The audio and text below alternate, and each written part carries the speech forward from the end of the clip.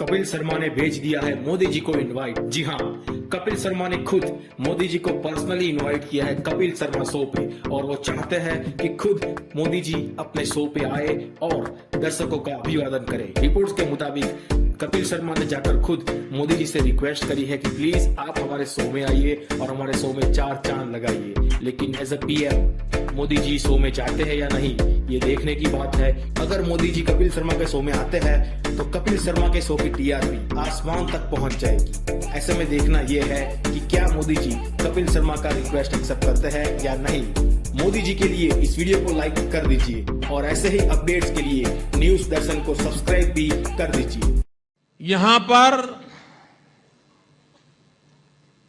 विकास के लिए खर्च 40% होता था और फिजूल खर्च 60% होता था। आप अखबारों में पढ़ते होंगे कि मोदी उत्सव करते हैं, मोदी रुपये खर्च करते हैं, मोदी ये करते हैं, मोदी हर एक की रोजी रोटी का सवाल है।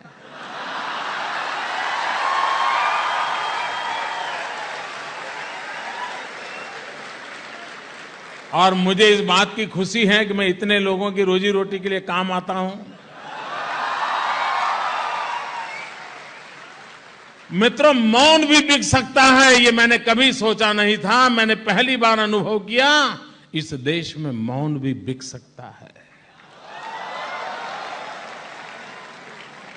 जब क्रिकेट की आईपीएल के मैच के विवाद चल रहा था, मैच फिक्सिंग का विवाद चल रहा था, 7 दिन तक चल रहा था, मोदी मौन क्यों है?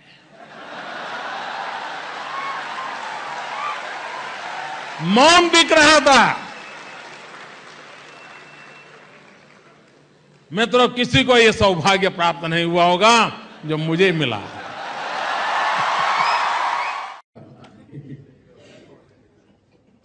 हेल्थ के लिए जो फिजिकल एक्टिविटी चाहिए वो एक बहुत बड़ा चिंता का विषय है। चाइना में स्पोर्ट्स के क्षेत्र में धीरे धीरे कमजोरी होने लगी। तो चाइना ने स्टडी किया तो क्या कारण है कि हम चाइना एक नई जनरेशन तैयार नहीं होती। तो बड़ा इंटरेस्टिंग कारण उनके ध्यान में आया कि टीवी पे जो कार्टून फिल्म्स होती हैं उसके कारण बच्चे स्कूल से आते ही उसके सामने बैठ जाते हैं, खेल के मैदान में जाते नहीं। हम हिंदुस्तान में तो हम नहीं कर सकते, लेकिन चाइना ने नियम किया कि स्कूल से आने के बाद खेल के मैदान के टाइम पे कोई कार्टून फिल्म नहीं चलेगी। लेकिन छोटी छोटी चीजें इसलिए बता रहा हूं कि कैसे बदलाव आता है। अब मैं ये नहीं कर सकता, वरना 48 घंटे तक टीवी पे डिबेट चलेगा।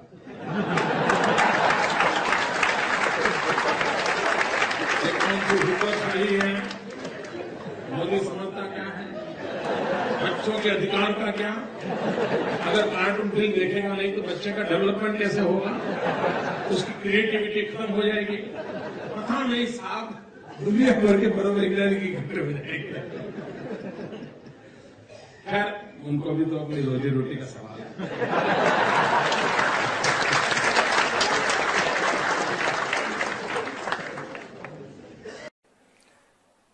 कि एक मंत्री जी ने ड्राइवर से कहा, आज कार मैं चलाऊंगा। तो ड्राइवर ने कहा, सर मैं उतर जाऊंगा, क्योंकि ये कार है, सरकार नहीं जो कोई भी चला ले।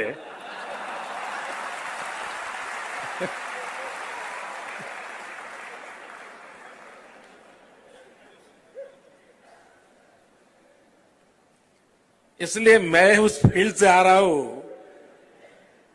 लेकिन वहां भी कभी न कभी तो वक्त आएगा। धीरे धीरे से लीडरशिप को लेकर के काफी कुछ बहस वहां भी हो रही है। अभी किसी ने मुझे एक एसएमएस भेजा था, उसमें लिखा था कि डॉक्टर मनमोहन सिंह जी को ऑस्कार का अवार्ड मिला। कलाकार को मिलता है। दारिया साहब, आप तो बुजुर्ग हैं, ऑस्कर का अवार्ड मिला, क्यों? तो बोले प्रधानमंत्री की बेस्ट एक्टिंग के लिए।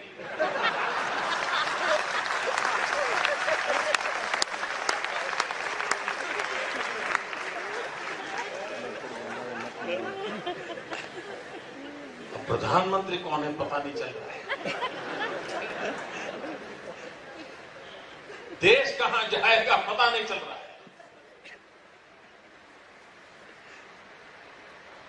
पूरी सरकार एक आर्मी के चीफ की जन्म तारीख के पीछे लग गई, बताओ, जैसे उनको काम ही नहीं था। अब वो कोई छोटे मोटे अफसर को काम था भाई, पूरी सरकार बयान दे रही, पूरी सरकार लगी थी। अगर ऐसे उनका समय बर्बाद हो रहा है, पता नहीं भाइयों बहनों ये देश को कहां ले जाए। भाइयों बहनों, गुजरात आजकल हमारे इलेक्ट्रॉनिक मीडिया वाले पता नहीं क्या क्या खेल करते हैं, वो शब्दों को पता नहीं कहां कहां ले जाते हैं।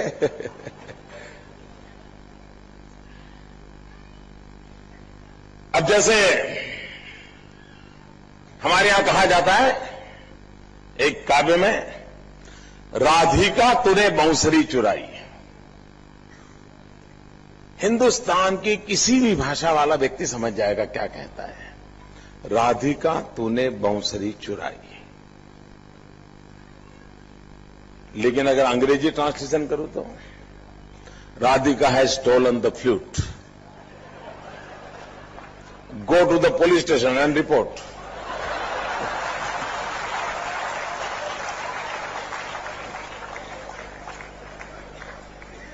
जो भाव नहीं जानते हैं वो यही कहेंगे, ये मोदी अपने आप को क्या समझता है, कृष्ण का अपमान किया, राधा का अपमान किया, राधा को चोर कह दिया, क्या राधा कभी बांसुरी चुरा सकती है क्या? पता नहीं, इस पर 24 घंटे डिबेट चलेगी।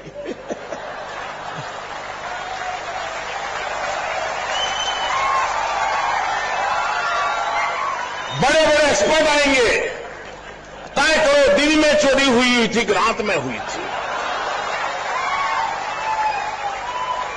तय करो कृष्ण जी पेड़ के नीचे थे, गायों के साथ थे, कहां थे? गायों का 164 का बयान लो, दर्ज करो, 164 गाय से लिखवाओ। क्या साहब, क्या हो गया है देश को? तो मेरा क्या होगा? ऐसा माहौल बना है कि सब कुछ अटका पड़ा है और उनको चिंता भी नहीं है जी, कोई चिंता नहीं है।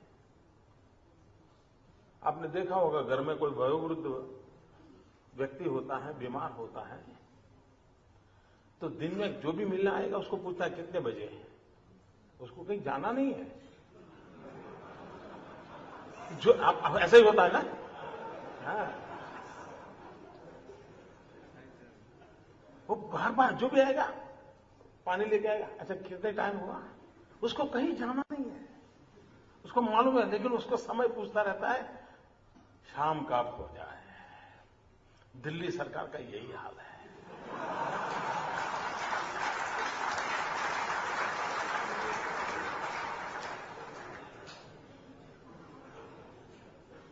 वे कैलेंडर नहीं देख रहे हैं, घड़ी देख रहे हैं।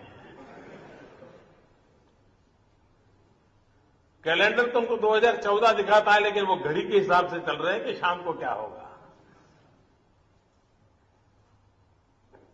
भाइयों बहनों, मालूम आएगा नहीं कि वर्तमान में देश के प्रधानमंत्री का चार्ज किसके पास है, देश को मालूम ही नहीं है।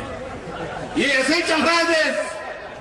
अरे किसके पास में चार्ज है वो भी मालूम नहीं। आपकी जानकारी के लिए ऑल इन वन अभी चल रहा है दिल्ली में।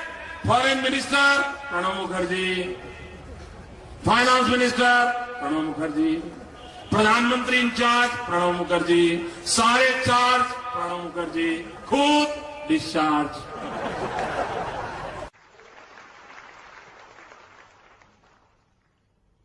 હવે કહો ભાઈ શું સાંભળવું છે?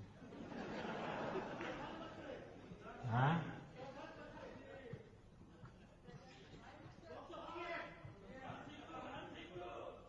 રણસિંગુ પીએમ.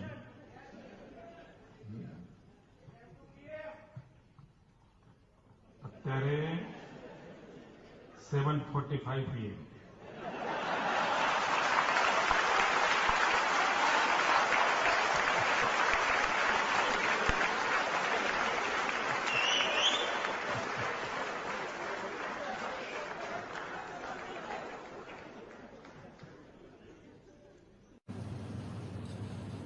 मैंने एक बार प्रधानमंत्री से बात की।